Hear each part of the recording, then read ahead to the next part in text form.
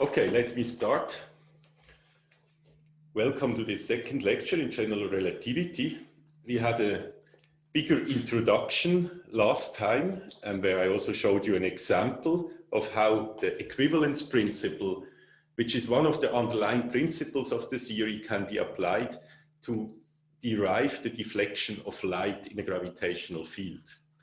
There were several questions that I received, actually some were already in the chat, but also questions after my lecture about the equivalence principle and about this derivation. And I would like to spend the first 5 minutes answering some of the most important questions that I have received.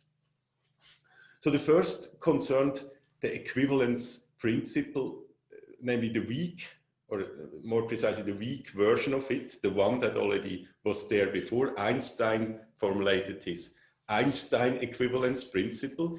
The weak equivalence principle said, or that was the way I phrased it, that a point mass, or that the trajectory of a point mass only depends on the initial position and the initial velocity of that point mass. Now some people ask why it should be a point mass.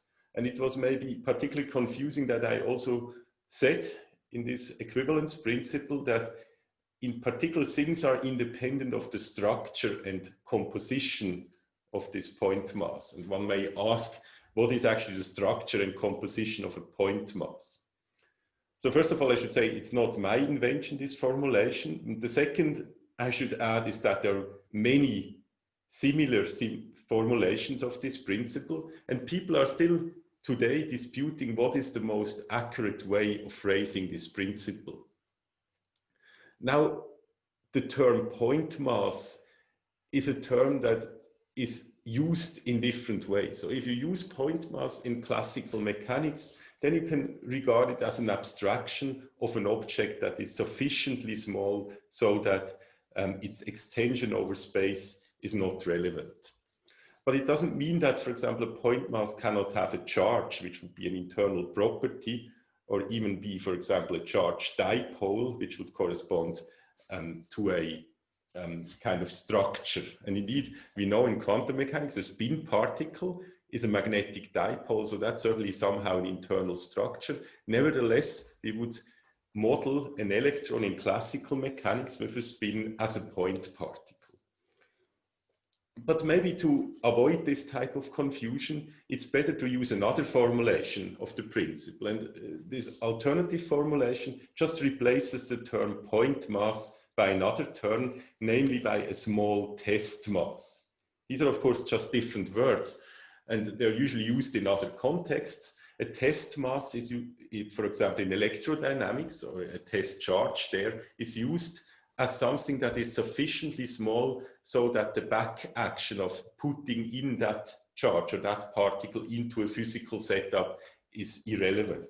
Of course, a little test charge or a mass will create an electromagnetic field or a gravitational field, and this field will itself again have implications for the surrounding charges, and these surrounding charges will move and again back react on the actual charge. And that's something one wants to neglect. And when one talks about test masses or test charges, the idea is that this mass or charge is so small that this effect is not relevant.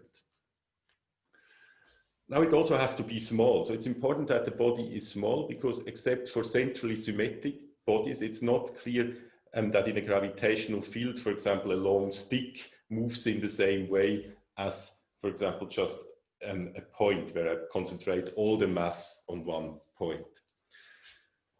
So in both the weak equivalence principle as well as in the Einstein extension of this weak equivalence principle, we are actually looking at small objects, small laboratories and small point or small test masses. And the idea is that small, whenever I use a term like small or large, it's compared to something else. And small means compared to the length scale on which the gravitational field somehow changes, if you think in a conventional way about a gravitational field. Okay, so that was one remark. Then the other remark, which somehow maybe also explains why this first remark I just made was not a very precise one, is that very generally speaking, principles are usually formulated in terms of our language. I mean, it's just words. I talk about point charges, point masses. I talk about test masses, about the trajectories and so on. And if you really think already in terms of a mathematical framework, then it may be very hard to actually phrase these principles correctly and rigorously. And indeed, I think I made this remark already, that if you use quantum mechanics as a framework and now ask yourself, what does the weak equivalence principle tell us within a quantum world? Then you get into trouble, because the principle talks about a position and a velocity that this test mass has. But you probably know that according to quantum mechanics, we cannot have at the same time a well-defined position and velocity. So it's not only that this principle then is somehow wrong, it's in a way not even wrong. It cannot even be tested because it talks about something that doesn't exist, namely a position and a velocity at the same time. Nevertheless, the principle makes sense because, of course, it wants to tell us something. It wants to be a guideline for a mathematical formulation. So the idea when you hear about principles, or when I talk about principles in this context, is that first we have the principle, and then after understanding intuitively what this principle says, we want to construct a rigorous mathematical formalism that somehow reflects the idea behind this principle. So the way you should see it is that what you will learn in this lecture, the mathematically precise framework of general relativity, will in some way be a very precise version of that principle. So it's not that the principle is phrased within a framework, it's actually more the guideline to come up with a mathematical framework. And if you see it in that way, then it probably also explains why these principles are vague and up to discussion. They talk about the world in terms of our language, and the mathematics comes after. And that's what we are going to do today, to develop this mathematics. Okay, that was just the remarks on this equivalence principle. Are there any questions about that principle? It's maybe now a good time to ask. And again, I really like if you ask questions, because it also gives me a feeling for how fast I can go, what parts I should explain more deeply, which parts I can skip, and so on. So I would really appreciate feedback, even if they're not questions. If you're just later in the lecture telling me whenever you have, for example, seen something already and I can go faster or slower, please let me know. Okay, but there don't seem to be any questions about the equivalence principle. Of course, there are probably many questions one could ask, and as I said, people are still discussing it very intensively today in the foundations of physics. For example, in order to generate or to generalize relativity to quantum gravity and so on. But that's not the focus here. So let's go to the next remark that I want to make before I start with the mathematics, which is about essentially what we did last time. So when you think about the derivation of the deflection of light that I showed you, then we implicitly, we first of all took this principle in as good way as we could understand it. I mean, we somehow said, okay, it makes sense to say that we have, for example, an elevator that's a freely falling object, and the physics in this elevator should be as if there was no gravitational field according to the equivalence principle. But then we also used other assumptions implicitly. One assumption that I used was that time is absolute for all observers. So when you think about the derivation, I looked at the same experiment from the viewpoint of two reference frames, or two observers, if you want. One observer was the one in the elevator, and the other one was one on Earth, who would be exposed to this gravitational field of the Earth and feel it as we do it. And then we assumed that the time for these observers is exactly the same. And that's an implicit assumption that I made without even mentioning it. But we, of course, know that this is not true. So you probably know already from special relativity that time is not absolute. And of course, general relativity will add more to that. We will learn and see that time is a relative notion and time is really dependent on the observer. So we shouldn't have actually put that in as an implicit assumption. That was in a way a mistake. And indeed, this mistake had consequences. And I think some of you noted these consequences. Several of you noted that if we take this derivation seriously, it would mean that the deflected beam of light would actually gain a velocity faster than the speed of light. And we know that this cannot be true. At least it would contradict another principle, namely the principle that the speed of light is constant. So in a way, what we did is we implicitly used the principle that time is absolute, and then got a contradiction with another principle, namely that the speed of light is constant. So of course, a more careful derivation that is experimentally supported better is, of course, would be one where we just get rid of the absolute time. We know that this is not true by experiments, and just take instead the principle of the constancy of the speed of light, which is experimentally extremely well supported. And then the result of this derivation would be a bit different, but it would also be more complicated to show the example. But we will do it. And actually, the whole framework we are going to develop now consists of mathematical tools that allow us to do exactly this, to actually incorporate both principles that I mentioned now, namely the equivalence principle, Einstein's equivalence principle, but also at the same time the principle that the speed of light is constant. These two are not contradictory, but of course they are contradictory with the implicit assumption that the time is constant. So that's something that we will be able to do once we have developed the mathematics, the mathematical tools. So you should also see this example, therefore, as a motivation to develop these tools, to really make the example correct in the sense that we use more or better justified principles. We need these tools. So as I announced last time, today we will actually now start with the mathematics, the mathematical part. And before I just dive into pure, let's say, formalism, which we have to do, we have to actually develop this language that allows us to talk precisely. I want to spend another 5 minutes maybe telling you where this will lead and what are we actually trying to model with the mathematics. And for that, I would first, again, like to go back to this example. So the example of the deflection of light is in that sense a very useful example because it tells us a lot about what we want to achieve. It really contains many ideas that you will later find again as you learn general relativity. So one of these things that we saw was that we looked at, as I said now, things from the angle or from the perspective of two different observers. One observer, and that was already last time, the blue coordinate system is an observer who is somehow sitting on Earth or standing on Earth in the same way as I'm doing it now. And for this observer, what we found is that the light will actually deflect. So if a beam of light starts horizontally, it will at some point deflect downwards.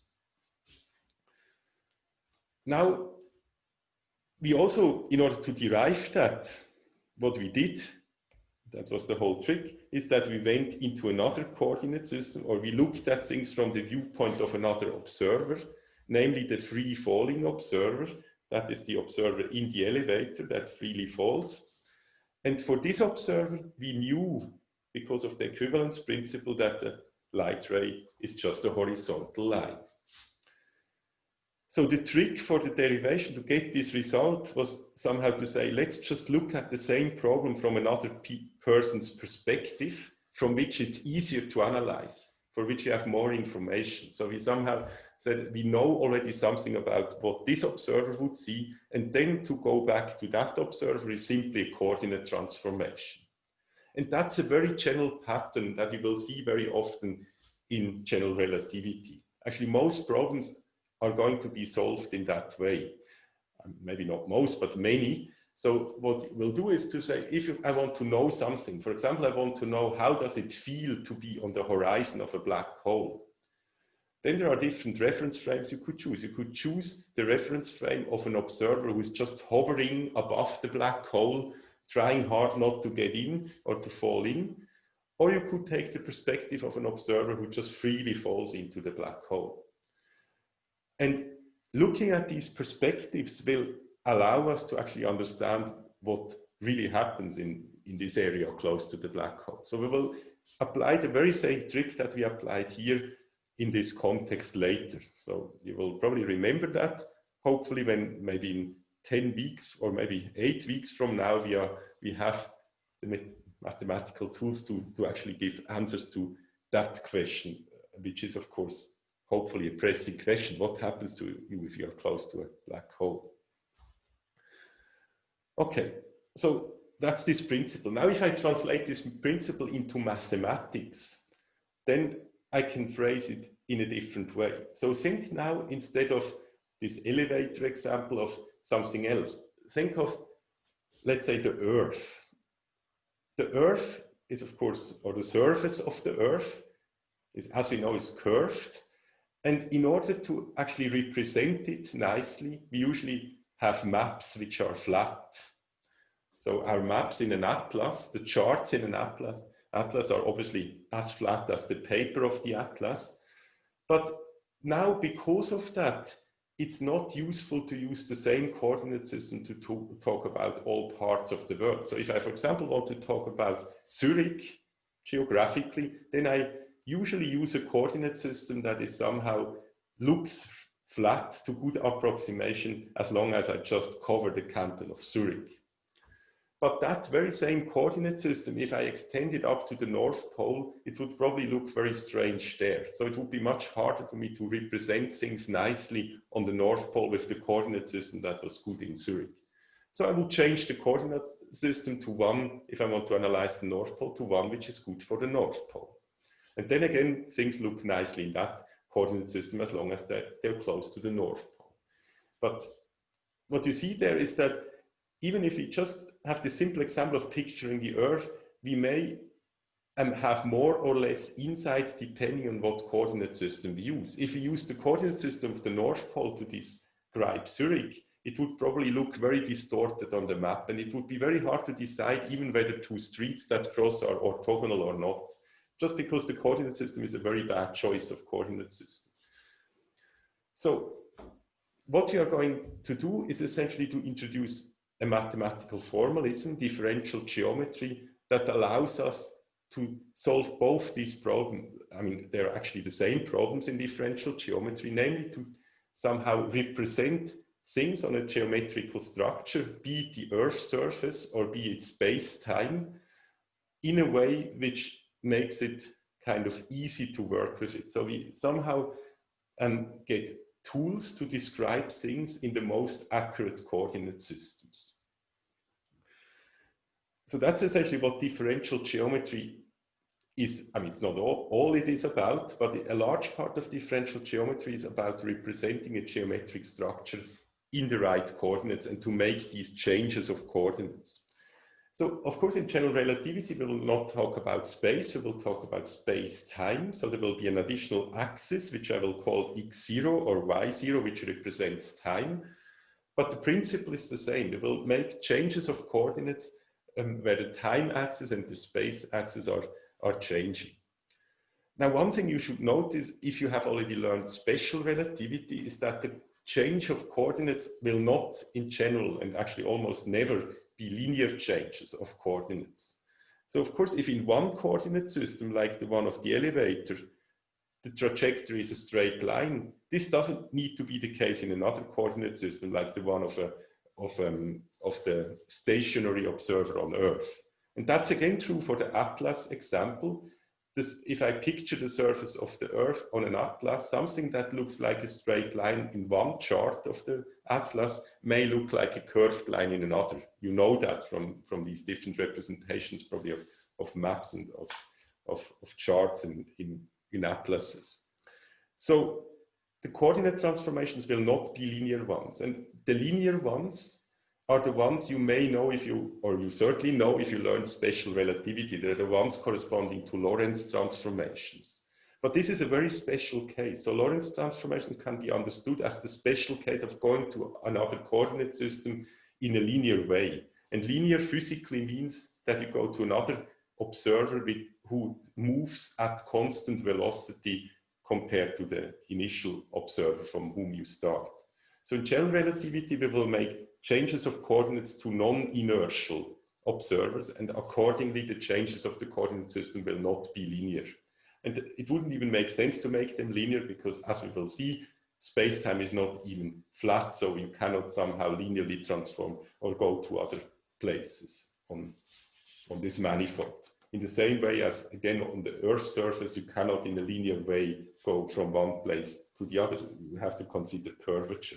So, for example, I mean, to illustrate that, if you take a vector in an atlas of the world, which spans a sufficiently large area so that curvature is relevant, if you add two vectors, then the distance you get by adding the two would not, I mean, it would not satisfy the addition theorem, so to speak. So two vectors that you add in an atlas by just taking one and putting the other one next to it, then if you ask, is now the real distance on Earth corresponding to these two vectors somehow the sum of the distance that corresponds to this vector and the distance that corresponds to this vector, then this is not necessarily the case, because again, the representation of the Earth surface on the map is not a linear one.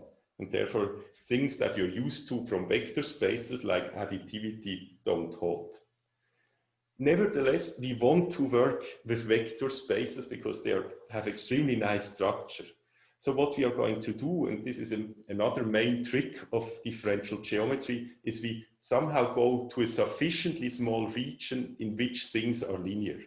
To again take the picture of the Earth, if I'm just restricting myself to the canton of Zurich, I could say to good approximation, this is flat. So there I can again add vectors in the usual way and see it just as a linear space. And the same will be true in space-time, as long as we look at a small enough region of space-time, and small enough means here again small enough compared to somehow what you would now term the gravitational field or changes in the gravitational field, then things look sufficiently flat so that the usual linear description in terms of vector spaces, how we see space locally, matches. And differential geometry, the differential refers to the fact that you really kind of take the limit, where you, like when you take a differential, you look at an arbitrarily small interval on your curve or whatever you want to differentiate. And in differential geometry, it means you go to an arbitrarily small part of your surface and then consider that part in that limit as linear. So in the limit, it will be linear. And differential geometry has its name because it's about the objects that live in this linearized space. Okay, that was maybe a bit abstract if you don't already know differential geometry, but we will come back to these concepts.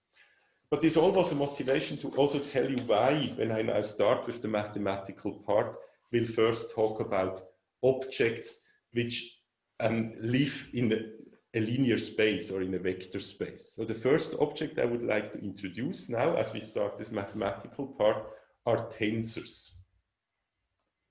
So that's our first technical chapter after this long introduction, tensors.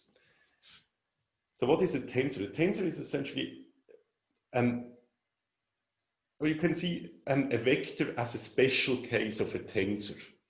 So whatever I said before about vectors is somehow in that sense motivating that we are talking about tensors.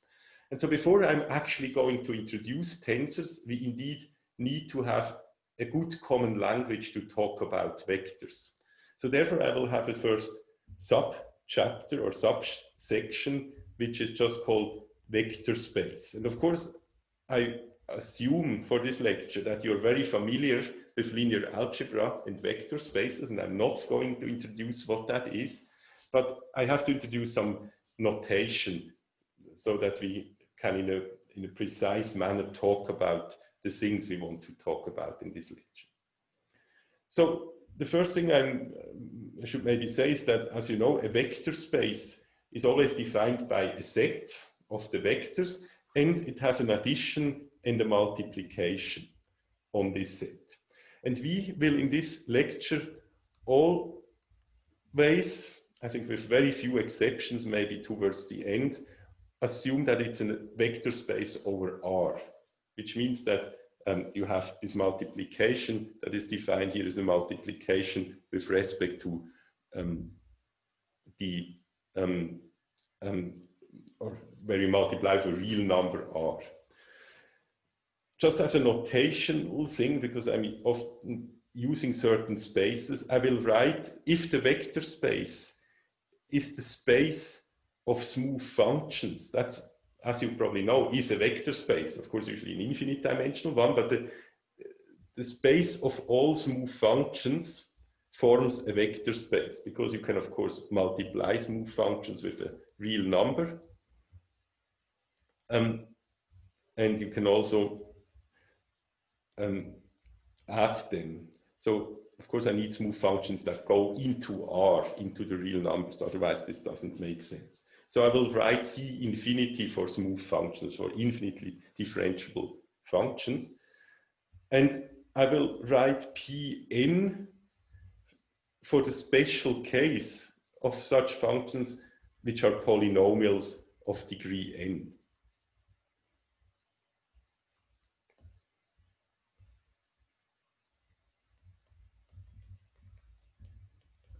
So, of course, if they are polynomials of degree n, x has to be itself a real number or a subset of the real numbers. So that's what, that's some, let's say, notation to be prepared. Now, as you probably also know, a vector space always has a basis. And now it's going to be really relevant that you pay attention to the notation. Because as you probably have seen already when you maybe had a glance at books in relativity, or maybe even before, we will use a notation where the position of indices, whether they are upstairs or downstairs, matters. And this will be very important to distinguish them. And this distinction between downstairs and upstairs indices already starts in the way I use indices when I describe a basis of a vector. So if I have a vector space V, I will usually call generic vector spaces V. I will write for the basis elements, or let's suppose it's d-dimensional. So I now take the special case where it's a finite dimensional vector space. So this is a basis, and it's important to know or to remember that I use indices that are downstairs to denote the different basis vectors. That's just a convention, but it will be useful to have two different positions.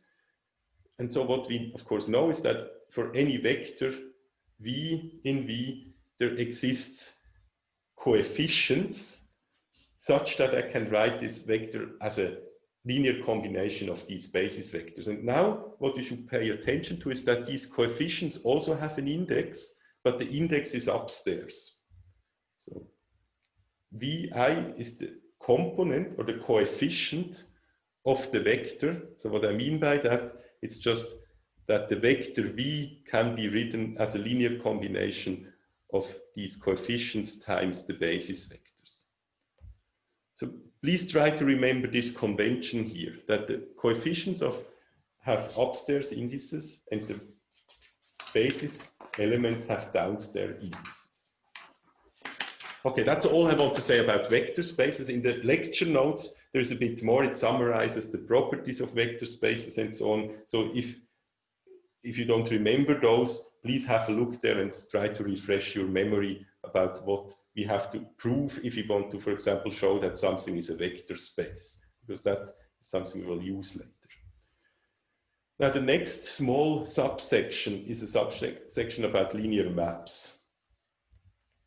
So even though I'm now going through something very simple, of course, you're still very welcome to ask questions, because there could be confusions, particularly regarding the notation. So if anything is unclear, even if it sounds trivial, please don't hesitate to ask. My experience is always that there are sometimes the little things which sound kind of very simple that lead to misunderstandings. Okay, so linear maps I will usually denote with a Greek letter. So we are mostly interested in linear maps between vector spaces. So for example, I will write this to denote that psi is a linear map from the vector space V to the vector space W. And, you know, a linear map, okay, I think I don't need to write what a linear map is. It just means that if you add the arguments, then you can also add at the end the results of the map. And you can also multiply the argument with a scalar. This is the same as multiplying after applying the map. But what I should maybe say is that the set of all linear maps from V to W, and these linear maps are also called homomorphism. That's why this abbreviation HOM is denoted like that. So this HOM VW means it's the set of linear maps from V to W. Now, one thing we certainly know well, but I still want to stress, is that the set of linear maps itself is again a vector space. So I can define an addition of the maps in the usual way. So it makes sense to write something like psi plus psi prime, or lambda times psi, where lambda is a real. This is defined and it satisfies all properties that vector spaces must have. So therefore it's itself a vector space. And this simple fact will play a very important role when we define tensors 2 subsections later. So please remember that. Okay, now just an extremely small subsection about the Einstein summation convention, which you have probably seen in other contexts. But I just mention it here again because of this upstairs and downstairs index business. So suppose that we have an expression like psi is usually a linear map, which takes as input a sum of something. So for example, a component or this decomposition of a vector into basis vectors that I had before. Now, because of linearity, we can of course take the sum outside of this expression and just write it in this way here. Now, the thing to note here is that the position of the sum sign is irrelevant. And therefore, we can drop it. So Einstein's summation convention is not, I mean, there's this little thing you have to verify. You cannot just drop a sum sign. You have to, first of all, convince yourself that the position where it was didn't carry any information that would later be needed. And that's indeed the case because of this linearity. So if you didn't have linearity, you wouldn't be able to use the Einstein summation convention. It really hinges on this linearity. So we will write, so the simplified notation will just be to write the thing without the sum sign. So we just write this and mean the two expressions above. Now it turns out that we will choose these conventions of where to put upstairs and downstairs indices always in a way that one index will be up and one down if you sum over it. So if you at some point encounter a sum where both indices are downstairs or both are upstairs, then either something is wrong or you are in a very special case which may justify this because maybe there are certain additional assumptions satisfied. But in general, it's never true that an object with two indices downstairs or two indices upstairs which are the same and you sum over gives something meaningful. And I will later come back to that and tell you why. For the moment, it's just something I claim. And once we have really understood this notation of indices, I will tell you why this is the case. So the Einstein summation convention, this upstairs, downstairs indices, is in a way a nice mathematical device to keep track of possible things that could go wrong. So if it's like a checksum, if you do something wrong, you will end up with indices in the wrong position and notice that, hopefully. Now there's another concept from linear algebra, which is the dual space. So I'm now going very quickly through linear algebra, not really going through it, but I'm introducing the notation of it. So when I write, if I have a vector space V, and I write V star, then this denotes the so-called dual space to V. What is the dual space? The dual space is just the space of linear maps from V to the reals. So that's again a notation, and I assume that you have seen these dual spaces in linear algebra. And maybe as a terminology, elements, which are usually denoted by small Greek letters of the dual space, are called sometimes at least covectors. But of course they are in a way just vectors, because the dual space here is a space of linear maps, and I just told you before, or reminded you before, of the fact that the space of homomorphism, the space of linear maps, is itself a vector space. So a covector is just actually a vector, and this word co just should remind oneself that it was constructed, and the space was constructed in this particular way. But now we have something that is really more relevant than this term covector, namely the term of a dual basis. So I assume for the moment that we have already equipped our original space from which we started, so where we started off from. Let me just show you. Oops. I don't know. Where am I? Okay. Anyway. So we started, I think somewhere I must have, oh yeah, I introduced this thing. So let's again assume E1 to ED is a basis of the vector space V. Then I will denote by epsilon 1 to epsilon D the dual basis. And notice that here for the dual basis, the indices are upstairs. Now, how are they defined? What's a dual basis? So a dual basis is defined by the fact that so now you have to remember what is really an element of V star. An element of V star is a linear map. So I can define an element of V star, and therefore in particular a basis vector of V star, by just telling you what it does if I apply it to vectors, and in particular if I apply it to basis vectors. So essentially the epsilon I is defined by how it acts on a basis vector of the original vector space V, for example the basis vector Ej. And the definition requires that this should just be 1 if I is equal to j, that's what this symbol delta means, and 0 otherwise. Now, actually, I cheated a bit because I said I define the dual basis in that way. That's not legitimate because I cannot define some vectors and at the same time, by definition, say it's a basis. So what I would have, yes? There's one question. Do the functions in V star have to be bounded? Whether the functions need to be bounded, is that the question? Yeah, in dual space have to be bounded.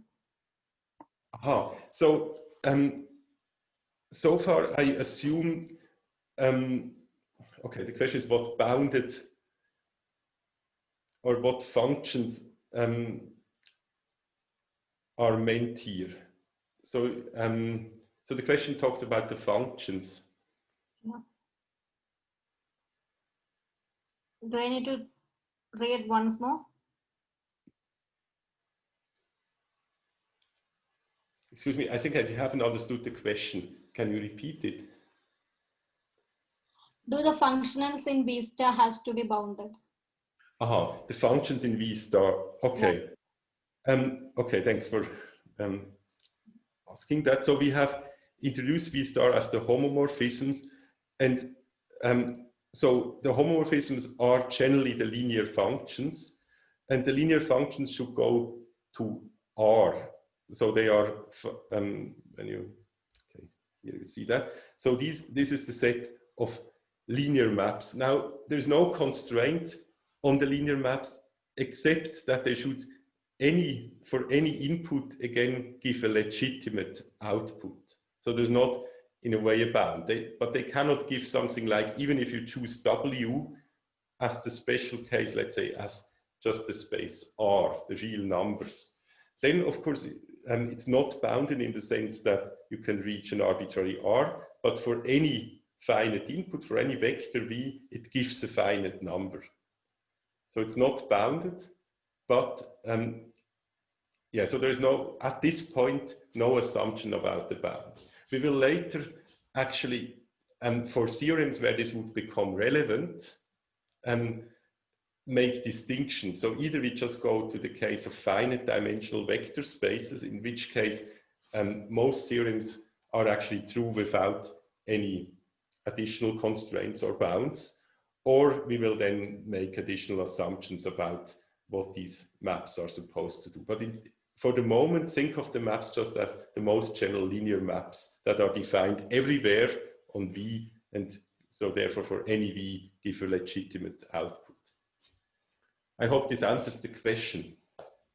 If not, just complain. Okay, so we have this dual basis, and as I said, I cannot declare. Yes? The question was a different one. It was about functionals and bounded in the sense of like bounded via the norm, like the... Oh, okay, that's, okay, now I understand where this question comes from. Okay, thanks for asking this question. So when you learn about vector spaces in linear algebra, or maybe later in functional analysis, we often also talk about the norm of a vector. Now, important, this is quite important, at the moment we haven't defined any notion of length of a vector. And we will do that, but there we will really deviate from what you usually probably have learned, even in differential geometry, because our norm will be based on a metric which is not positive semi-definite. So this will be a special, let's say we have to pay a lot of attention to that later, but this is really something we are going to do only later as a next, let's say, yeah, not today, it will not be relevant now. So for the moment, vectors don't have a length, so you couldn't even talk about the norm. There's also no norm, therefore, so the norm would mean a length. So at the moment, we have a very minimal mathematical structure. We just have this set of elements, which are called vectors, which can be multiplied with a real number and added together. And we can do nothing else with them, and in particular not say how long it is. But thanks for asking this, because indeed, and in many, let's say, treatments of vector spaces, one immediately introduces a norm. For example, if you talk about the Hilbert space, which is a vector space, then you have an inner product immediately defined from the start, and this gives you a norm. Here we don't have that. We have only the vector space structure and nothing else for the moment. So therefore, the answer is there cannot even be a bound in that sense in terms of a norm. I simply couldn't write it because I don't have a norm. Does this answer your question? Okay, I assume this is the case. Now, because I cannot define or I cannot enforce that it's a basis, I cannot by definition say something is a basis. I have to prove that. I will not do that, but this is also done in the lecture notes. So you should just believe that if I define a dual basis in that way, the basis of this dual space, then it's indeed a basis, a legitimate basis. Now, there is something that is only true in the finite dimensional case. Infinite dimensions. So this means that the vector space V has a finite dimension D, it has only D basis vectors. We have the property that if I look at the dual space, and take again the dual of the dual space, then this is isomorphic to V, to the original space, via a particular isomorphism. And what's the isomorphism? The isomorphism is the isomorphism that takes, so the isomorphism has to take, let's say we start from V, I can go in either direction and have to define an element from V star, V star. So we take some V, so small v is now an element, and this element is mapped to something else, which I just call square bracket with V. And now, of course, this, so far I haven't told you anything, I just say that I use an isomorphism and that I call, where I denote the target element by a bracket of the initial starting element. So I have to say what is actually V bracket, and V bracket now has to be an element of V star star, obviously, which means it has to be itself a function from V star to R. That's what it means to be an element of V star star. And now I have to say what this function should be. So I say what V bracket does, if I feed it, so to speak, if I give as an argument an element from V star, some phi, then it should produce a real number, and the real number it should produce is just phi applied to V. Because phi is, of course, itself a function, that's what V star is, so I can feed into phi a vector V, and then I get a real number. Okay, if you haven't seen that before, that's maybe confusing at first sight, but this is just something you need to stare at for maybe 1 or 2 minutes in a quiet minute, and then I'm sure you will understand what that means. So that's really at the end a mapping that identifies elements from V with elements from V star star. So what this means now in practice or for the following is that whenever we are talking about elements in V star star, we can again interpret them just as normal vectors in V. And that will play a role in what is going to follow. Okay, I think we have already spent 3/4 of an hour on this part, so I would now take questions, and then we can have a small break or a medium-sized break until 1 o'clock, and then I will continue. But I'm happy to take questions now. What's the function phi? The one that you mean this phi here? Or yeah. Okay, so phi is now an element. So, okay, maybe I should have explained the notation better. Whenever I denote a function, so when I talk about the function in general, some function f, I usually write down 2 lines. In the first line, I say what is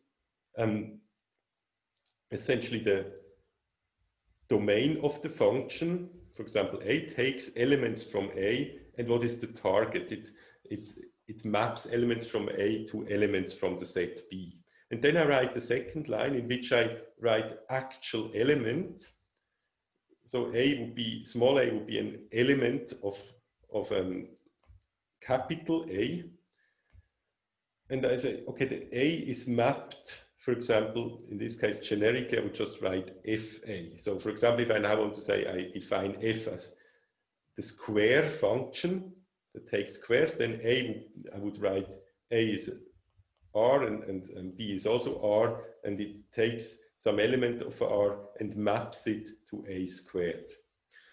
So now here we have something interleaved. So psi is itself an element of V star. So psi is itself a function. So remember what the definition of V star is. V star is the set of functions that take elements from V to V star. So maybe I put it here in another color just to remind you. So phi itself is an object, a linear function that takes elements from V and maps them to R. So that's what phi is. But now in this expression here, phi is itself an argument. So phi is on the one hand a function, but now I use phi as an argument to the function which I call square bracket v. And now I say what this square bracket v does as a function. It takes the function phi and now gives out the result that I would get by actually really interpreting this phi as a function and feeding v to it. Does this answer your question? Yeah, that makes sense. Okay. Okay, are there more questions or have there been any questions in the chat that you would like me to answer? Sorry. Yeah. Yes. Sorry. Yeah. Before we wrote like something similar to a delta, a Kronecker delta, but we had both a subscript and a superscript. Mm-hmm. This year. So is this a Kronecker delta or something else? Yes, that's a Kronecker delta. So thanks for okay. asking. We have specified it. So this is by definition just one if I is equal to j and 0 otherwise. Now, maybe as a rule or as a hint or trick, I could tell you that in general relativity, we will relatively often see such Kronecker deltas.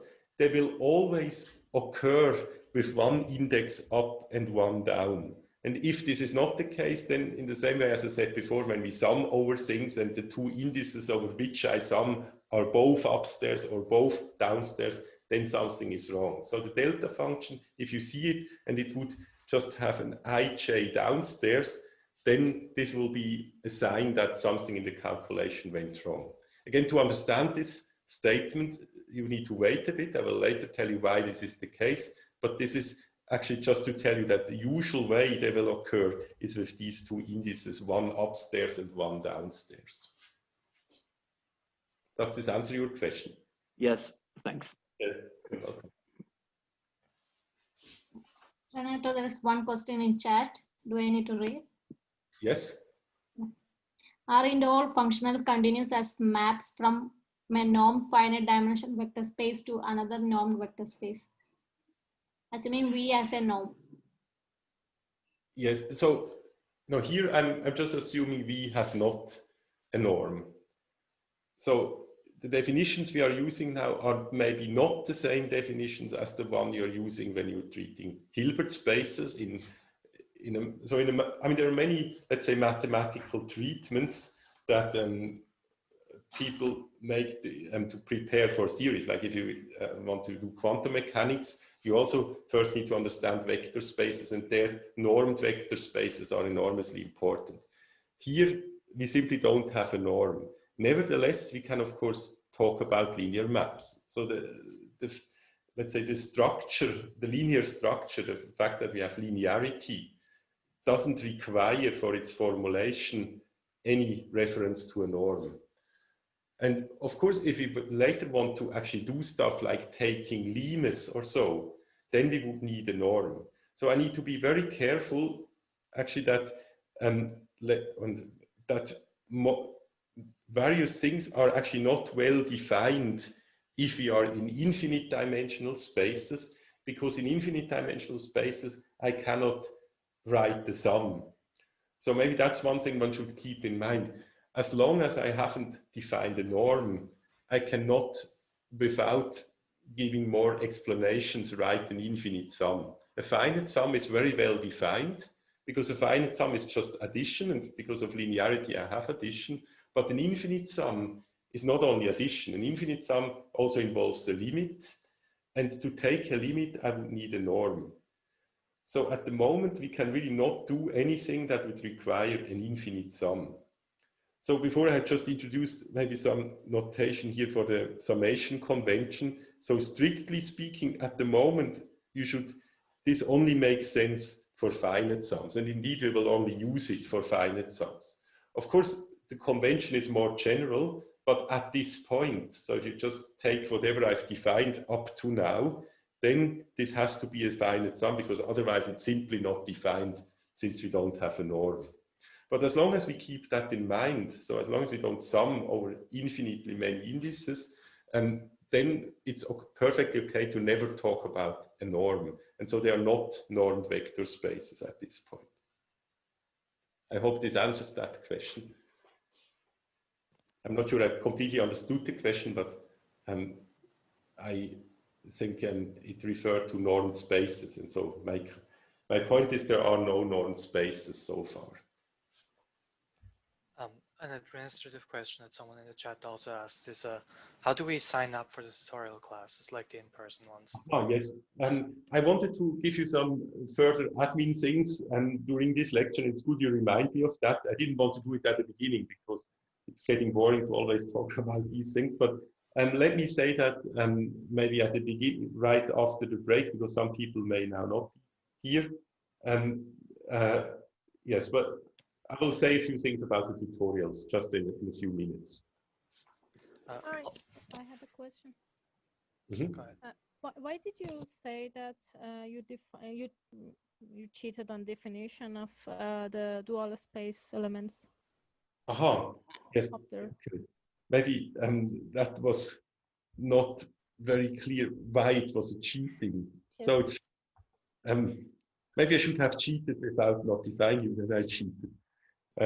Okay, no, that's okay. The point is the following: if I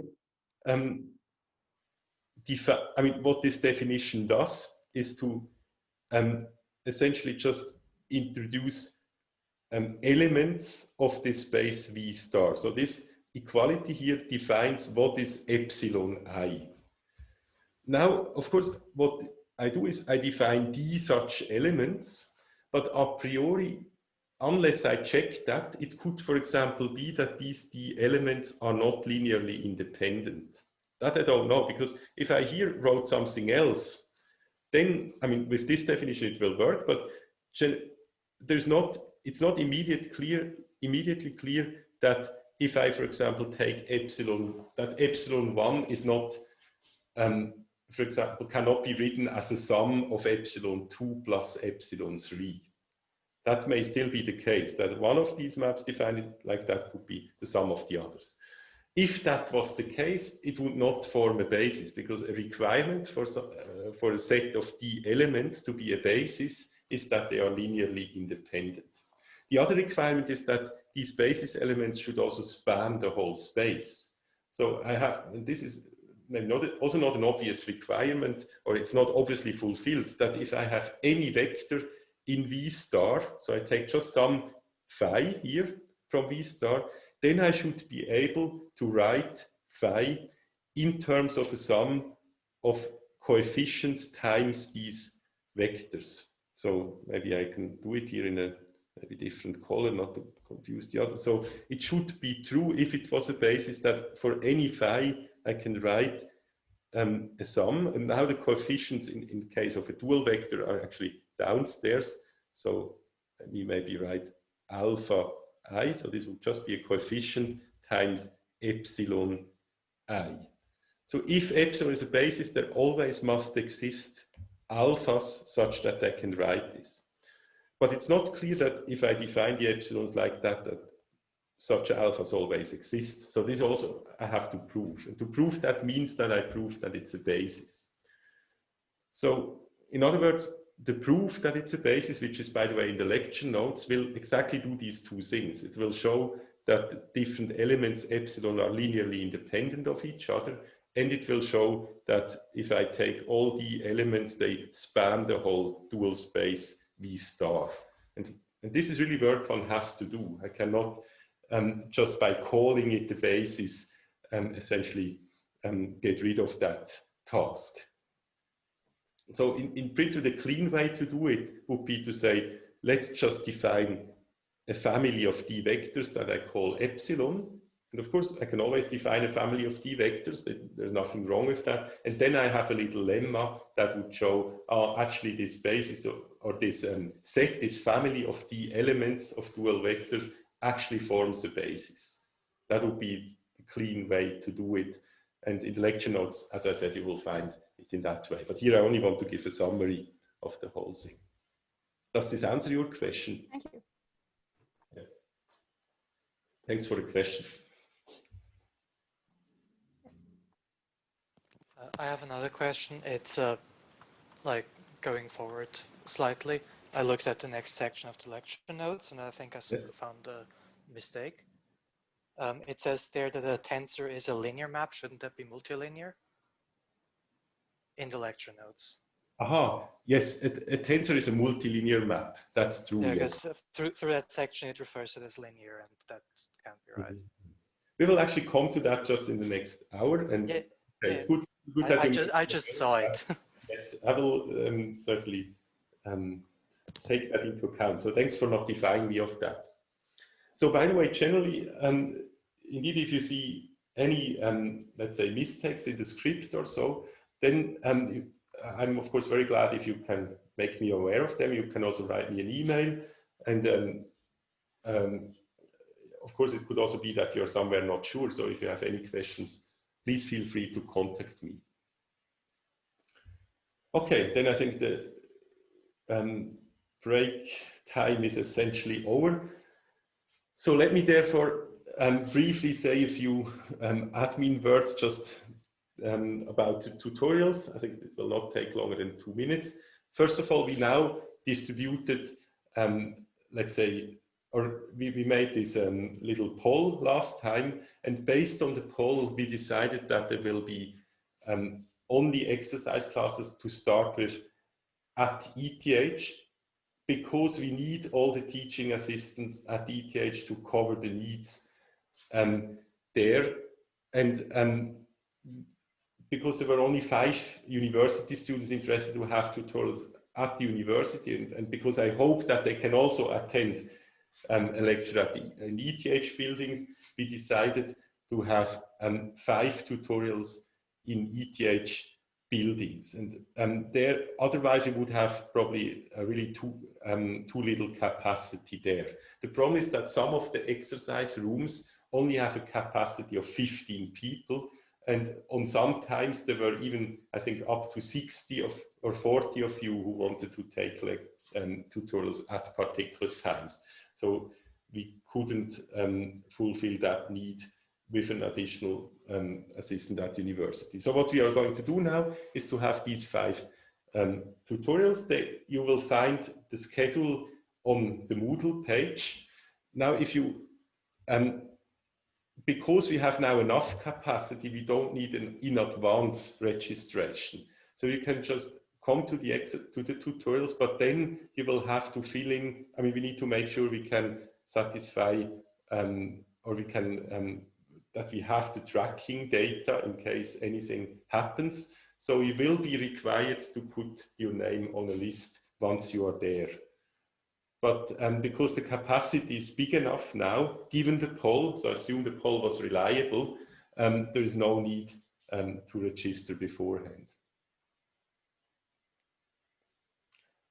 I hope that we will, of course, follow the situation or follow how the numbers of people attending these tutorials develops. And for example, if one of the exercise classes is essentially deserted and no one attends it, there we could still move one to the university. So we'll remain flexible. We of course want to fulfill your needs, but I think for the moment we need to start in that way as indicated in Moodle.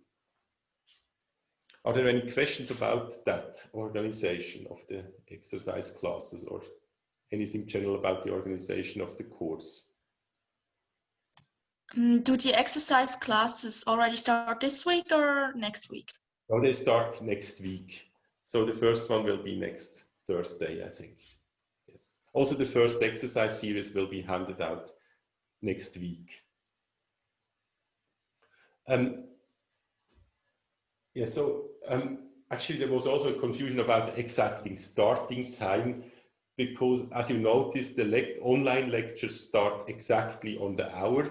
But of course, for exercise classes in ETH buildings, we have to be compatible with the general schedule there. So they start, I think, a quarter of an hour before the hour. So if you are from the university, you may not be used to that scheme. So please keep that in mind. Also note that there is, of course, an online tutorial offered, and the timing of that you can also find on the Moodle page. Okay, good.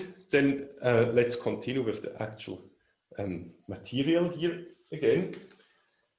So now comes, let's say, the bigger chapter or the central chapter of this section, or the, should say, the central subject section of the section, which has the same name as the section itself, namely tensors. And tensors are really the basic objects relativity talks about, or general relativity talks about. Actually, there will be tensor fields, but of course, tensors are essentially what you need to define tensor fields. So maybe remember last time when I gave you when I showed the Einstein field equation, then I had a term on the left side, which was a big G with some indices, mu and nu, and on the right-hand side there was another big letter T.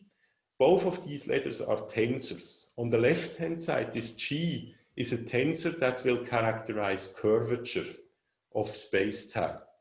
So this is just an example. So when you ask yourself, what will these tensors be? So the mathematical object that characterizes curvature at the point on the space-time manifold, or in space-time, that will be a tensor mathematically. In the same way, if you ask yourself, how do you characterize how much matter is there in one point in space-time? For example, how much matter is there now in my room here at this point in time? Then this will not be a number, this will be a tensor.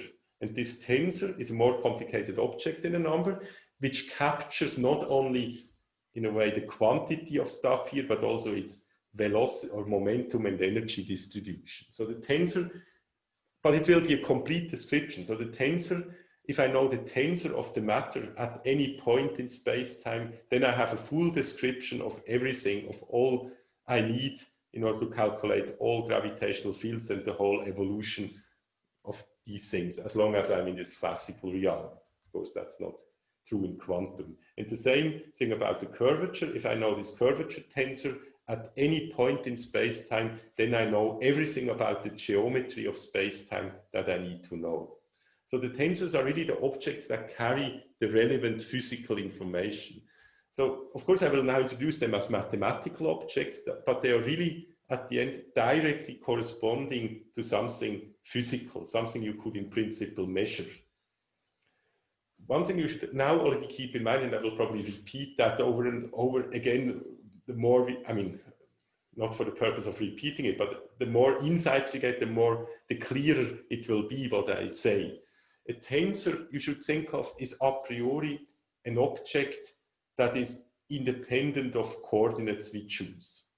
Like I said at the beginning, a vector is one particular tensor. So a vector is in, let's say if I ask myself, what is in this example of the Earth as a surface, I mean, as I said, this also can be covered by differential geometry. What is a vector? A vector is like an arrow, a real pointer somewhere. So if I look out of my window, I have somewhere a pointer that shows me the path I can take where I reach the bus stop. So this pointer is something that is really there in space. And this is a vector, and therefore in particular tensor. But now this vector is not a mathematical thing. It doesn't have any coordinates. It doesn't have three components. It's just an arrow, a thing, a physical thing that is out there, standing there and showing me this direction. Now, the components of this vector are the thing that you would usually write down when you do mathematics with this vector. But the components are, of course, actually only defined once you have a coordinate system. If I ask myself, or if I ask you, here is this little pen, I can see its direction as a vector. What's the component of that vector? What are the three components of that vector in space? Then the answer to this question is only well defined once I gave you a coordinate system. But the vector is there before. So the vector is this pen, and the direction is well defined. So the vector is there before I even have the coordinate system and therefore the components. And you should now same way think about all these tensors, like this curvature tensor we will introduce and so on. There are objects that are there before we even introduce a coordinate system. But the coordinate system has to be introduced in order to actually mathematically describe what it does and to manipulate it and to work with it and to see and to derive conclusions. But the tensor is a priori not the thing with the numbers. That's something you should keep in mind. It's something that is there independently. And as I said, I will come back to that. Probably what I said was at most half clear, but I'm sure after 3 or 4 weeks, you will perfectly understand why this is so, why it's so important, what I said now, and really what I meant with that. But for the moment, we look at now the purely mathematical side. And the mathematical side of it is that the tensor is an object, which again can be phrased in terms of vectors and vector spaces and so on. So what I'm going to introduce is a so-called RS tensor. So these RS are numbers, 0, 1, 2, 3, so they're entire numbers, non-negative numbers, that characterize what type of tensor we have. Now I will say what it is, but so R is, for example, so what you will see is if R is 1 and the S is 0, so a 1, 0 tensor will be a vector. That will be exactly that special case. A 0, 1 tensor will be a covector. So you see all these things we've seen before will now be special cases of that. So what is now an RS tensor on T? And this is what it is. It is a multilinear map. I was just notified of the fact that in the script I didn't write multilinear. A multilinear map that does the following. It takes elements from a big product space. I mean, whether it's big or not depends on R and S, but it takes elements from a product space and maps them to the real numbers. This is, by the way, a definition that those who attended my lecture in electrodynamics should already be familiar with. And they've probably seen exactly that, hopefully exactly that definition half a year ago or so. So that's all the tensor is. You see, mathematically, I mean, you may have heard a lot about tensors and maybe even got confused about them because they appear in different concepts. But here, for the purpose of this lecture, on the mathematical side, not on the physical side, it's actually just a map that takes as arguments R different covectors and S different vectors and maps this to a real number. And the property it should have is that it's linear in every single argument. So let me maybe illustrate that a bit. So the best thing is, of course, always to look at examples. And if I was a mathematician, I would, as a first example, tell you what is now a 0, 0 tensor, because R could be 0 and S 0. And actually, let me do it. So a 0, 0 tensor, if you look at this definition, it's maybe not so clear because now it's a map from nothing to R. So what it means, and you could also see it as just a specification of what nothing means. So if the map goes from nothing to R, then it's just a real number. It just has one output. So you could define it like that. So then the tensor is just a real number. It's not equal to R. It's an element of R. Correct that. So a 0, 0 tensor is a real number. It's just a very fancy way to talk about real numbers. If you want to impress someone and actually just have real numbers in mind, just tell them that you're talking about the 0, 0 tensor. Okay, now maybe the slightly more interesting object is a 1, 0 tensor. What is a 1, 0 tensor? It takes an element from V star and maps it to R. There's nothing of that V here, but we already know so what is a map that takes an element from V star and maps it to R? That's just a map or that's something we already defined. So let me show it to you here. That's namely just this thing. Here it's with V, but it's the dual thing, so it's actually V star star. Because if I insert here, instead of V, a V star, then I have an additional star here. So a 1-0 tensor is actually an element of V star star. I could put brackets, which I don't do here, because you probably know what is meant, but we already know that V star star is isomorphic to V. So a 1-0 tensor is just a vector. It's maybe an overly complicated way to define a vector. You could say, okay, a vector is now defined by saying it's a map from the dual vector space to R. But of course, the fact that it can be generalized to RS, or that it appears now as a special case of a tensor, will make things actually quite elegant. So it's useful to think of vectors in that way. Now, I said already that T, and this is maybe even the simpler example, is just, in this case, if T is a 0-1 tensor, it's just V star. Here it's really exactly that thing.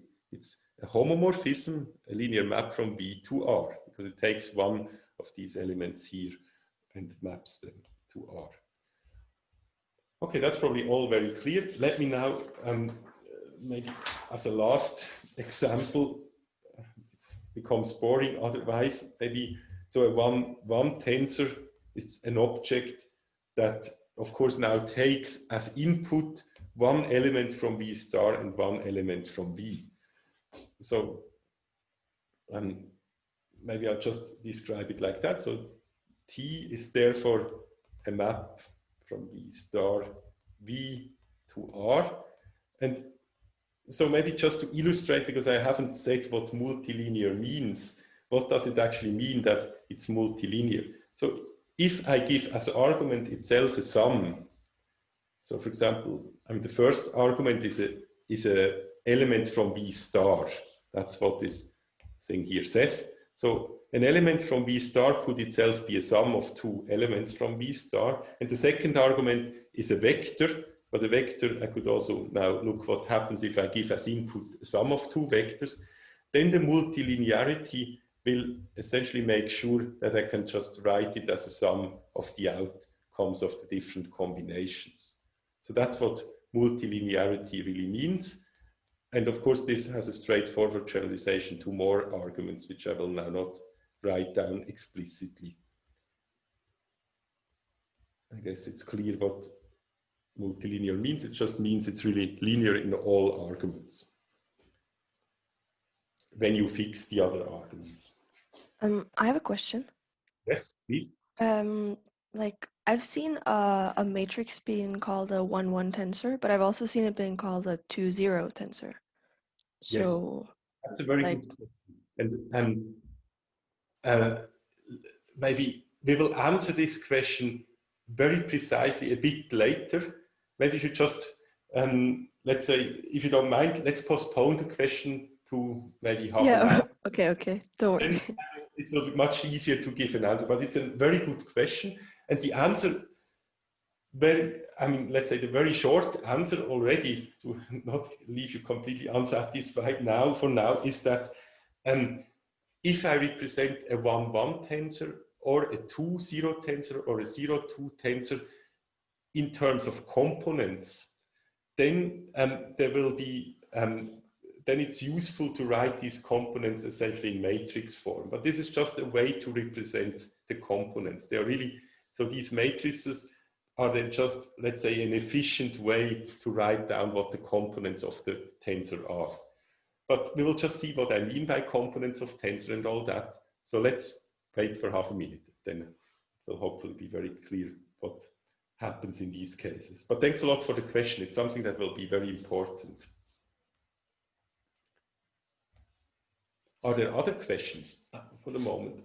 Because let's say this definition of a tensor is really central. It's very simple at first sight, but you have to not only understand the definition, but to really at some point become familiar with this concept so that it's for you very natural that it looks like that. And that will, of course, require certain, let's say, exercise or practice. And I'm sure in a few weeks you will see that as an extremely natural concept. I mean, it has to be the case. If not, just spend the time and try to really understand what this definition says. So now what I defined is one tensor. I said, what is an RS tensor? And we can, of course, now also look at the set of all such tensors. So we consider the set homomorphism. So this is, I mean, a tensor is of course a linear map, as we said, or a multilinear map. So it's in particular homomorphism. So one way to write what a tensor is to say it's an element of the set of all homomorphisms that go from this huge product set to R. So here again, these are R different ones of this type and S different ones of this type to R. So now I just wrote things in another way, but now we have the homomorphism stands now for the whole set of tensors. And if I look at the whole set, so the set, maybe I write this in words, of all RS tensors on V. And now the important thing to note is this is itself a vector space. So remember, now you probably see why I emphasized before that the space of linear maps can again be regarded as a vector space. So this is a new vector space. Now, you see, when I talked about these V's and so on, they are vector spaces with an addition and so on, and the multiplication of a scalar. Now I'm saying the whole maps again are equipped with an addition and multiplication. And of course, it's the natural one, it's just the component wise. So if I add two tensors, so let me maybe for once just say what that really means. So let's take two tensors. Let's say Sorry? T. Yes? Shouldn't it again, like, hom would again imply that it's linear maps, right? Like the notation. Like the way you wrote it right there, again, hom of that whole product thing, that would be a linear map. Linear maps instead of multilinear maps. Yeah. Yes, but you see this space here, when you, I mean, this is in a way. Are you just using hom as like shorthand for, because there's no nice word for space of all the multilinear maps? And not necessarily, you can also see it in a different way. You can say that this space here, if you fix, let's say if you look at two elements of this space where all, let's say, okay, let me maybe make an example. So I can take an element from this space here, and one particular element of this space is, for example, phi tensor, and now there's maybe something else, or let's say phi 1, phi 2, and so on, and then maybe v1, and so on until vs. Okay. And now I add to that another element, let's say phi 1 prime, but the others I keep all fixed. So I now consider two elements which I add, which are only distinct in the first argument. Then linearity in this whole argument will of course imply that it's linear in the first argument if I fix the rest. So if I look at it from that perspective, then linearity, and of course I can do that with any single, like I can now do it with the second index and so on. So I could get linearity in each single argument when I fix the other arguments. Yeah, of course, but I mean, that's what multilinearity is. That's yes, but specifically not what linearity is. It follows, so when I look at homomorphisms, it says it's linear in this thing. And to now get the multilinearity, I just somehow used the linearity in this total space. Because now I don't look, I mean, it would be different to say it's a homomorphism with different inputs. This is already taken as one big input, so to speak. And so if I say it's linear in this product input, then this means it's multilinear automatically. But then scalar multiplication would go like, you would distribute over every factor, and that's not how it actually behaves to the tensor. Like if you have lambda times a tensor, it would be like multiplying each component of the tensor with lambda if it was a linear map. So if, okay, now I see what you mean. Okay, one has to be indeed careful what, I mean, that's a good point. Let me maybe briefly explain that thing. What happens if I multiply with a scalar? That's something we should really understand because it will occur very often. Indeed, so let me specify that. And suppose I have, for example, let's say a 1-1 tensor. That's the simplest, let's say, non-trivial case. So the 1-1 tensor takes as one argument phi and as the other one a v, let's say.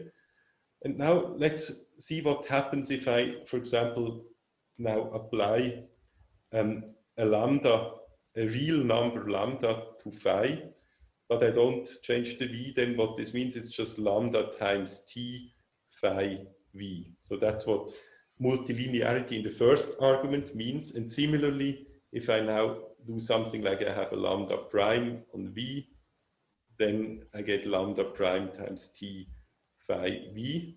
And of course, we can do both together. I mean, that's clear. I mean, it's implied by what I said that if I have something like this, lambda prime v, then I get lambda times lambda prime t phi v. Now, if I look at it in this way, I mean, that's what multilinearity means.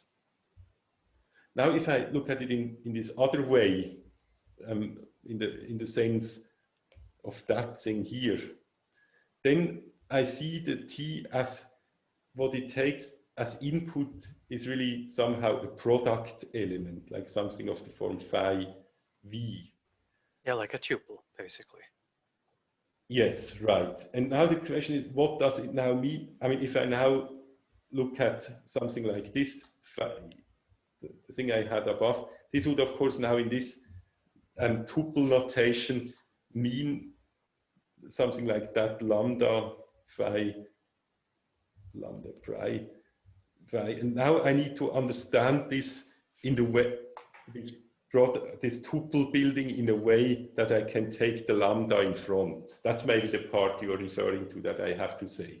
So, I mean, like it would work if you use the tensor product here, but not as a tuple, right? Yeah, I mean, I have to define. You know what? I'll drop the discussion and I'll write like something on Moodle or something. There's a discussion. Okay, good. Yes, yes. But let me just finish that briefly. Say that we have here v, and so we will. I mean, what everyone should be aware of is that if I have something like that, then I have at the end both factors in front. That's kind of the important thing we should notice in a way.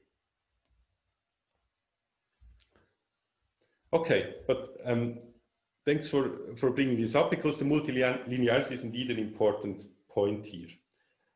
And we will now just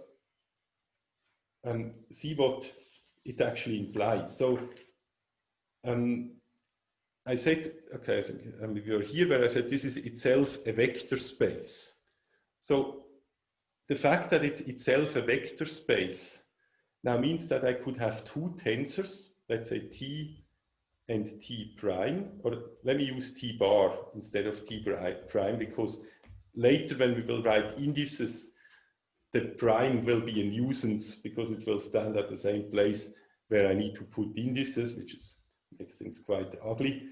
So what I have now is I can add tensors. That's what it means, that it's a vector space. So what does this object mean, t plus t thing? It's just defined by saying how it acts again on stuff, like if I now put in an argument like phi and v, then it's defined by saying I just apply the two separately on this argument, phi v.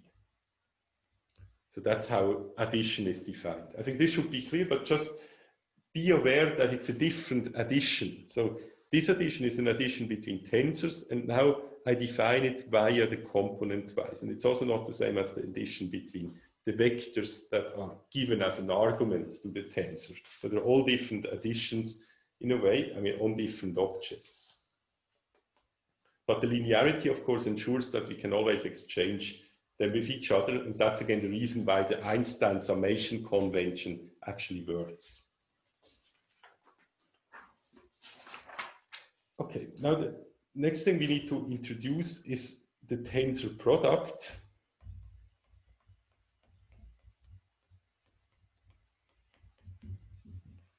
And maybe also actually to make things maybe a cleaner way and to also actually answer the question right before, if I had introduced that before, I could indeed make these statements about linearity in a nicer and cleaner way. But let me just now introduce it only now. So if I have, let's say again, we look at 2, 1, 1 tensors. So I'll just write it down for that special case. And in the lecture notes, you will find the definition for the general case. So what does a tensor, so, okay, maybe just to be clear, T and T bar are again 1, 1 tensors. And the tensor product is an operation that takes the 2 tensors, T and T bar, and makes a new tensor out of it. So the new tensor will, in this particular case, it will just add these numbers, will be a 2, 2 tensor. And now this 2, 2 tensor needs to be defined. I need to specify what it is. And it's again defined in an equally natural way as the addition of tensors that defines it as a, or that gives the vector space structure. This 2, 2 tensor now takes as arguments 2 covectors, which I call psi and phi, and 2 vectors, which I call v and w. And now I have to say what it does with them. And I just say what it does is the natural thing. It lets T act on the 2 corresponding first elements. Or maybe this was not a good notation here, because that's just a different word for psi. So let me here really make a psi, and then it's phi, and then, okay, psi. So it acts on psi, v, and the other tensor, the second factor of the product, acts on phi, w. And then I multiply the 2 just as real numbers, because the tensors give out real numbers, and this gives me a new real number. So now I said what this thing does, how it acts on elements here, for any possible elements, and therefore I have fully specified what this tensor There is. is a question, Renner. Pardon? There is a question. Yes, please. Yeah. So homomorphism is a structure preserving maps between algebraic structures. So I guess homomorphism of a vector space are linear maps. So okay, it's not a question, sorry. So it's just a definition of it. Okay. So yeah, okay, I understand it's maybe there's or not a concern, but maybe the thing has to do with the comment has to do with the fact that we have now addition and scalar multiplication on different levels. And maybe I should say that once we have gone through all this, let's say, I mean, we have really now make our hands dirty and work through that. I mean, we are not proving really things, but to introduce all this notation, once we have it, we will only have one object we really care about, which are tensors. And the tensors will include the vectors and so on, but we will treat them all on the same level. And so then, from then on, the additional multiplication can always be understood as multiplications on different tensors. Of course, the vectors are then 1, 0 tensors and so on, but we will only work at the end with tensors of the different kinds. And even a scalar, as I said before, can then be understood as a tensor, as a 0, 0 tensor. And therefore, we are left only with one object. So at the end, it will again be very nice, and we only have to care about the tensors. But to introduce them as intermediate objects, we need to really do it in that way and to have essentially a fundamental understanding of what they are. So when I now said that tensors, or that the space of tensors forms again a vector space, then this vector space has of course a basis, or it must have a basis. And so let me maybe say what that is. And again, just to make things a bit simpler or easier, let me do it only in the special case of a 1-1 tensor. And the general case is in the script. It just adds additional indices to the whole thing, but there's nothing conceptually different. So if you understand the case of a 1-1 tensor, then you probably understand the generic case of an RS tensor as well. So let's construct the basis of the vector space of 1-1 tensors. Now, the claim, which I will just prove, or at least I will argue why it's correct, is that the basis is just formed by tensor products of vectors and covectors. So the claim is essentially these elements of this form a basis of the 1-1 tensors. So what does that mean? That means that if I take such a tensor T, I can write this tensor as a sum. And maybe let me for once drop the Einstein summation convention, just to be very clear that there must be a sum here. A sum over coefficients. And these coefficients I call Tij, and I choose the indices deliberately in a way that make it true that the same indices are never both upstairs or downstairs. And I write it like that. So what does that mean here? So that's maybe something that is not immediately clear. So first of all, when I write so T is now a 1-1 tensor. Maybe I just indicate this here again, just to show. So this is a 1-1 tensor. Then these are basis elements of the space of all 1-1 tensors, which means in particular that this object itself I must understand as a 1-1 tensor. So we will just verify that this is indeed a 1-1 tensor. And these things are coefficients. They're just in the real numbers. And now you probably recognize what you always have. If I write an object, then if I see that again as a vector, then we know we can write vectors in an expansion of basis elements, and the coefficients are that. So what I wrote here is just in a different way that this is indeed a set of elements that spans the whole set of tensors. Otherwise, I couldn't write this in general.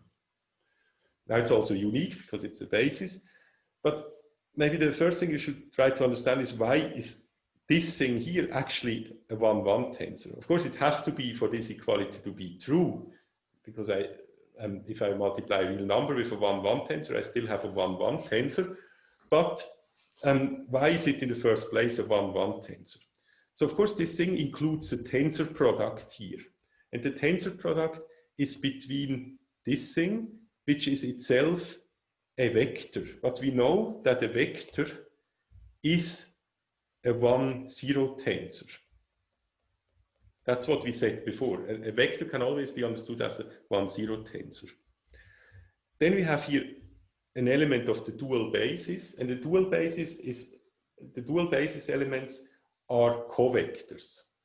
So a covector, or the dual vector space, these are 0-1 tensors. So what we have here effectively is the tensor product between a 1-0 tensor and a 0-1 tensor, and this gives, of course, by the definition above, a 1-1 tensor. So that's indeed a 1-1 tensor.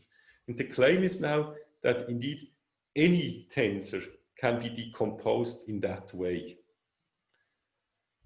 So this is something that we can actually easily verify by just calculating what is Tij. And because the sum, in the future I will no longer write the sum, because obviously by Einstein's summation convention, we need anyway to sum over these equal indices. But in order to understand what these coefficients are, let me write down such a coefficient, and I will now use different names for the indices, because here I used I and j for the indices I summed over, but now let me just write some fixed indices m and n. Now the claim is the following, that Tmn can be obtained by taking, so suppose you are given a tensor T. And the tensor, as you know, is a linear map. So if I tell you I give you a tensor, then I give you in some way a description of the map. So once you have a description of the map, you should of course be able to apply the map to whatever arguments I give you. And so if I now ask you to determine the coefficients of the tensor with respect to that basis, the instruction is the following. Take the tensor and feed it in the first argument with the dual vector epsilon m, and in the second argument with the vector e, with the basis vector en. That was a mistake. This should be an n. So that's the claim. So this gives, of course, a number, because we know that a real number. We know that if we feed a tensor with the arguments it deserves, it's a 1-1 tensor, so it deserves a covector as a first argument and a vector as a second. It gives back a real number. Now let's check that if we do that, so if we indeed identify this and insert this into the sum, we get the correct out, we get again back T. So I can do this. So let me just insert the second thing, this one, into this and see what comes out. So I think what we are going to do is I will write here the sum, or okay. Actually, I can now do two different things. Let me maybe go the simpler way even. And I mean, I could either insert this into the sum, or I could just insert the T or apply the sum to these objects and see whether the correct thing comes out. So let me do that. So let me take T as it's defined, which is with this sum. And then, okay, maybe I'll do it with a different color. This makes things hopefully clearer. So I'll first take this blue thing, start with T, and then insert the EM and EN. So I use now this. So what I do here is I insert epsilon m en. Now what I mean by the color is that instead of leaving the blue thing, I really insert what I had there. So I write this sum, ij, Tij, Ei tensor epsilon j. So now I used the blue box, but now I have to feed this with the green stuff, which is epsilon m en. And now I can see whether I get the correct result. So how do I evaluate this thing here? What I need to do is, okay, keep the sum ij, I have this Tij, and now by the definition of the tensor product, the first part of the tensor product, the Ei, acts on epsilon m, and the second part of the tensor product, the epsilon j, acts on En. Now, by the definition of a dual basis, this thing is just the delta function Jn. And the same is true here if you consider the fact that V star star is again V. This is also the delta function Mi. So therefore the sum just collapses, and what I get is Tmn. So I got, let's say, this inequality. So I get the red part. Okay, so maybe what I did logically, I took the blue thing and essentially verified by calculation that by just inserting explicitly that this red inequality is correct. So the coefficients are indeed given by this expression. Now, okay, the time is already passed, but let me now briefly answer the question that was asked before about the matrices. What you now have seen is that I started with a 1-1 tensor, and I said this tensor can be written in a component-wise way. I can write it as a sum over coefficients times this. And the coefficients, I even have an explicit expression. These coefficients are real numbers. So now, because these coefficients are numbers where m and n are indices, you can ask yourself, what are these indices m and n? The indices usually, you have a different index for each dimension. So if I have, for example, a 3-dimensional space, the m will go from 1 to 3 and the n will go from 1 to 3. So if I have to represent, if I want to describe t, I essentially need to write down all these coefficients t and n. And there are now 3 times 3 in the 3-dimensional space. So the best way to represent all these 3 times 3 numbers, these 9 numbers, is indeed to write down a matrix. But the same would be true for a 0-2 tensor. It would just have 2 indices downstairs, or a 2-0 tensor, which would have 2 indices upstairs. Okay, so I will answer that question more, let's say, in more detail next time when we have really seen the whole representation of tensors. But this was now, let's say, a first or a short summary of linear algebra and the concept of tensors. And in principle, this is not new material. So the notion of tensors should have been introduced before. As I said, the main reason why I did it here is that we have a common notation.